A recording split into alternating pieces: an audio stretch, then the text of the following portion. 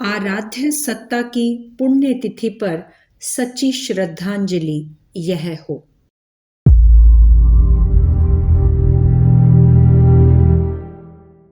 गंगा का महत्व भारतीय समाज में कितना है, इसे शब्दों में नहीं लिखा जा सकता। पुण्य सलिला त्रिविध पाप नाशिनी भागीरथी ज्येष्ठ शुक्ल दशमी के दिन इस धराधाम पर अवतरित हुई। इसलिए इस पर्व को गंगा दशहरा कहा जाता है। 10 महापातक गंगा का तत्व दर्शन जीवन में उतारने से छूट जाते हैं, ऐसी मान्यता है। गंगा के समान ही पवित्रतम हिंदू धर्म का आधार स्तंभ गायत्री महाशक्ति के अवतरण का दिन भी यही पावन तिथि है। इसलिए इसे गायत्री जयंती के रूप में मनाया जाता है। गायत्री को वेद माता, ज्ञान गंगोत्री एवं आत्मबल अधिष्ठात्री कहते हैं। यह गुरु मंत्र भी है एवं भारतीय धर्म के ज्ञान विज्ञान का आदि स्रोत भी। गायत्री को एक प्रकार से ज्ञान गंगा कहा जाता है एवं इस प्रकार गायत्री महाशक्ति एवं गंगा दोनों का अवतरण एक ही दिन क्यों हुआ, यह भली प्रकार स्पष्ट हो जाता है। भगीरथ ने तप करके गंगा को स्वर्ग से धरती पर उतारा था, तो विश्वामित्र ने प्रचंड तप साधना करके गायत्री को देवताओं तक सीमित न रहने देकर सर्वसाधारण के हितार्थाय जगत तक पहुंचाया। दोनों ही पर्व एक तिथि पर आने के कारण भारतीय संस्कृति की विलक्षणता भी सिद्ध होती है एवं इस पर्व को मनाने का महात्म्य भी हमें ज्ञात होता है। एक और विलक्षण तथ्य प्रज्ञा परिजनों को भली भांति विदित है कि इस विराट गायत्री परिवार के अभिभावक, संरक्षक, संस्थापक, वेद मूर्ति, तपोनिष्ठ आचार्य पंडित श्री राम शर्मा जी ने अपने स्थूल शरीर के बंधनों से मुक्त होकर इसी पावन दिन मां गायत्री की गोद में स्थान पाया था। हमारे अधिष्ठाता गायत्री महाविद्या के तत्व ज्ञान को जन जन तक पहुंचाने वाले परम पूज्य गुरुदेव ने अपने पूर्व कथन द्वारा इसी पावन दिन का चयन कर स्वयं को सूक्ष्म में विलीन किया था।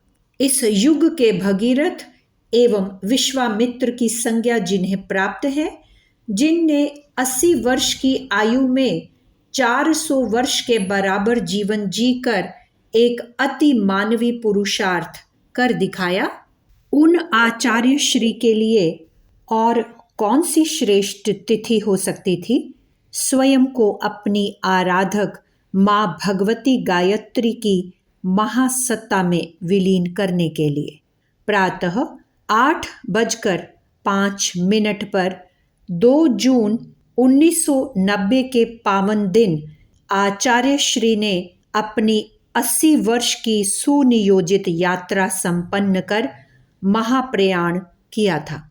इस पावन पर्व की वेला में युग ऋषि के गायत्री महाशक्ति को समर्पित एक सच्चे साधक के स्वरूप के विषय में जानने का प्रयास करें तो हमें हमारे लिए इनके द्वारा बताए गए मार्गदर्शन को समझने में कठिनाई नहीं होगी। पूछे जाने पर पूज्यवर कहते थे, मेरा दृश्य जीवन जो लोग जानते हैं मात्र 1 वर्ष का ही है। शेष 79 वर्ष मैंने एक साधक की जिंदगी जी है। वस्तुतः उनका व्यक्तित्व एक साधक की प्राण ऊर्जा का अक्षय कोष था। साधना के नए आयामों को उन्होंने खोला एवं इसे गुह्यवाद, रहस्यवाद के लटके झटकों से बाहर निकालकर सच्ची जीवन साधना के रूप में प्रस्तुत किया। मिथ्या आध्यात्म कर्मकांडी धर्म के विषय में बड़ी कड़ाई से लिखने वाले आचार्य श्री ने इस क्षेत्र की ओवरहॉलिंग कर सच्ची साधना पद्धति प्रस्तुत की। यदि यह कहा जाए तो अतियुक्ति नहीं होगी। उन्होंने कहा कि परिवर्तन जीवन पद्धति में हो, चिंतन में हो, वेश में होना अनिवार्य नहीं। साधना से सिद्धि को उन्होंने परिष्कृत जीवन रूपी प्रत्यक्ष कल्प वृक्ष के रूप में प्रतिपादित किया, प्रमाणित भी किया, स्वयं वैसा जीवन जीकर। हम ढेरों साधकों की जीवनी देखते हैं, परंतु लोग उनसे क्या शिक्षण ले? क्या सभी हिमालय चले जाएं? कुंडलिनी जगाने के सम्मोहन भरे जाल में उलझकर जीवन संपदा गवा बैठें, या मरघट में बैठकर तांत्रिक साधना करें? नहीं, उन्होंने लोकमानस के बीच रहकर उनके जैसा जीवन जीकर बताया कि अध्यात्म 100% व्यावहारिक है, सत्य है, एवं इसे उन्होंने अपनी जीवन रूपी प्रयोगशाला में स्वयं अपनाकर देखा और खरा पाया है। साधना और जीवन को दूध और पानी की तरह घुलाकर जैसे जीवन साधना की जा सकती है, इसे हम गायत्री जयंती के पावन पर्व के प्रसंग में गुरु सत्ता की जीवनी को देख, पढ़ और आत्मसात कर अपने लिए भी एक मार्गदर्शन के रूप में पा सकते हैं। अभी तक यही धारणा रही है, चाहे वे बुद्ध हो अथवा पतंजलि, आद्य शंकर हो अथवा महावीर, सभी यही कहते रहे हैं कि जीवन और साधना दो विरोधी ध्रुवों पर स्थित शब्द हैं। जो जीवन से मोह करता हो वह साधना से लाभ प्राप्त नहीं कर सकता, और जो साधना करना चाहता हो उसे जीवन का त्याग करना होगा। संन्यास के रूप में एक श्रेष्ठ परंपरा इसीलिए पलायन का प्रतीक बन गई। वैराग्य भिक्षावृत्ति का बाना पहनकर रह गया। परम पूज्य गुरुदेव ने संधि काल की इस वेला में आस्था संकट की चरम विभीषिका की घड़ियों में जीवन और साधना को एकाकार कर प्रस्तुत किया और साधना को जीवन जीने की कला के रूप में प्रतिपादित ही नहीं, प्रमाणित करके दिखा दिया। परम पूज्य गुरुदेव के जीवन में न केवल बुद्ध की करुणा, महावीर का त्याग दिखाई देता है, आद्य शंकर की ज्ञान निधि से ओतप्रोत भी वे दिखाई देते हैं। यह सब विलक्षण संयोग होने पर भी पूर्व जन्म के सुसंस्कारों की प्रारब्ध जन्य प्रबल प्रेरणा होते हुए भी उन्होंने जीवन से मुख नहीं मोड़ा। एक गृहस्थ का जीवन जिया, ब्राह्मणत्व को जीवन में उतार कर दिखाया, सही अर्थों में स्वे स्वे आचरण शिक्षयित की वैदिक परंपरा को पुनः जीवित कर सबके समक्ष एक ज्वलंत उदाहरण बनकर प्रस्तुत हुए। हमारे अभिभावक विराट गायत्री परिवार के पिता न केवल भाव संवेदना से ओतप्रोत हैं, आज की कुटिलताओं से भरी दुनिया में लोकाचार, शिष्टाचार कैसे निभाया जा सकता है, इसके भी श्रेष्ठतम उदाहरण हैं। न जाने कितने चमत्कारों का विश्वकोश पूज्यवर के जीवन से जुड़ा है, पर लौकिक जीवन में वे एक सामान्य व्यवहार कुशल, एक सीधे सरल लोकसेवी के रूप में ही प्रतिष्ठित रहे। जीवन भर उन्हें कोई उस रूप में नहीं जान पाया जिस रूप में महाकाल की अंशधर वह सत्ता हमारे बीच आई थी। सूक्ष्मीकरण साधना उनकी 24 वर्ष के 24 लक्ष्य के महापुरुष चरणों के प्रायः 32 वर्ष बाद संपन्न हुई थी। यदि महापुरुष चरण गुरु के आदेशों के अनुरूप जीवन को साधक के रूप में विकसित करने हेतु थे, तो सूक्ष्मीकरण का पुरुषार्थ विश्व मानव को केंद्र बनाकर किया गया प्रचंड साधनात्मक पराक्रम था।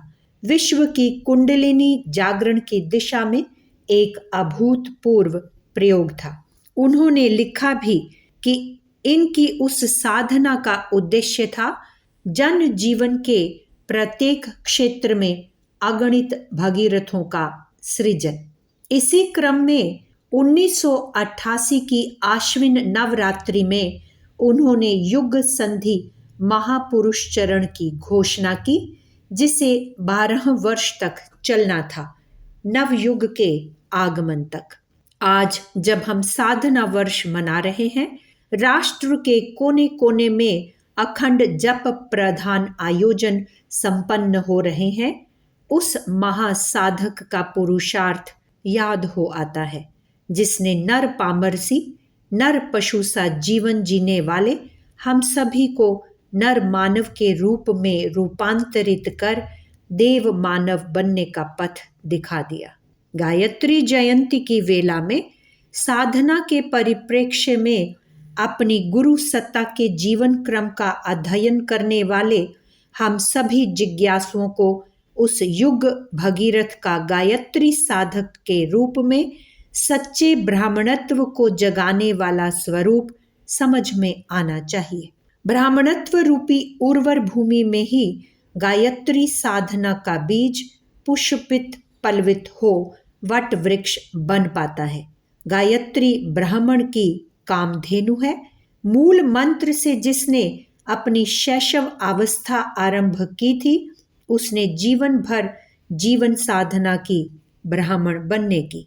ब्राह्मण शब्द आज एक जाति का परिचायक हो गया है। ब्राह्मणवाद, मनुवाद, न जाने क्या कहकर उलाहने दिए जाते हैं। परम पूज्य गुरुदेव ने ब्राह्मणत्व को सच्चा अध्यात्म नाम देते हुए कहा कि हर कोई गायत्री महामंत्र के माध्यम से जीवन साधना द्वारा ब्राह्मणत्व अर्जित कर सकता है। उन्होंने ब्राह्मणत्व को मनुष्यता का सर्वोच्च सोपान कहा। आज जब समाज ही नहीं, समग्र राजनीति जातिवाद से प्रभावित नजर आती है, तो समाधान इस वैषम्य के निवारण का एक ही है, परम पूज्य गुरुदेव के ब्राह्मणत्व प्रधान तत्व दर्शन का घर घर में विस्तार। न कोई जाति का बंधन हो, न धर्म संप्रदाय का। सभी विश्व मानवता की धुरी में बंधकर यदि सच्चे ब्राह्मण बनने का प्रयास करें, समाज से कम लेकर अधिकतम देने की प्रक्रिया सीख सके, आदर्श जीवन जी सके, तो सतयुग की वापसी दूर नहीं है। गायत्री साधक के रूप में सामान्य जन को अमृत, पारस, कल्प वृक्ष रूपी लाभ सुनिश्चित रूप से आज भी मिल सकते हैं, पर उसके लिए पहले ब्राह्मण बनना होगा। गुरुवर के शब्दों में ब्राह्मण की पूंजी है विद्या और तप। अपरिग्रही ही वास्तव में सच्चा ब्राह्मण बनकर गायत्री की समस्त सिद्धियों का स्वामी बन सकता है, जिसे ब्रह्म वर्चस के रूप में प्रतिपादित किया गया है। सतयुग, ब्राह्मण युग यदि अगले दिनों आना है तो आएगा वह इसी साधना से, जिसे बड़ी सरल बनाकर युग ऋषि हमें सूत्र रूप में दे गए एवं अपना जीवन वैसा जीकर चले गए। ब्राह्मण बीज को संरक्षित कर ब्राह्मणत्व को जगा देना, सारी धरित्री को गायत्रीमय कर देना ही परम पूज्य गुरुदेव की पुण्यतिथि पर उनके प्रति सच्ची श्रद्धांजलि हो सकती है। अखंड ज्योति, जून 1999, पृष्ठ 55-56।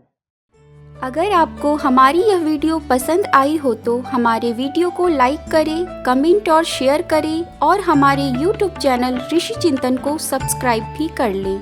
साथ ही बेल आइकन को भी दबाएं ताकि आपको हमारे आने वाले सभी वीडियोस की नोटिफिकेशंस मिलती रहे।